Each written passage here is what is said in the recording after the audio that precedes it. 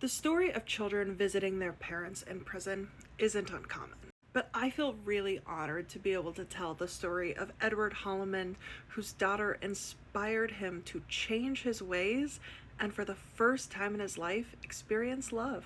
I'm a reporter in Massachusetts, and this is his story. So Edward had a really tough childhood as his parents battled with substance abuse issues, and he began looking for the love of a family elsewhere.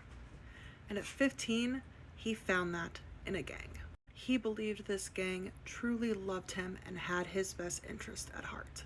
So, when they asked him to take a knife and stab another man, a man he didn't know, he did it without questioning. His daughter hadn't even been born yet, and the man he killed had a son who was only 10 months old. But his daughter never gave up on her father. For almost 17 years, his daughter and his fiance came to visit him at the prison. They would also phone call and do video calls throughout the week. And when she was 9 years old, she found out what her father did because they wanted to be honest with her.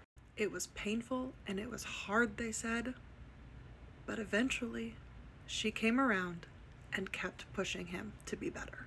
And it was that love that inspired him to change. During his time in prison, he got set up with the program Vet Dogs, and that's when things really started changing.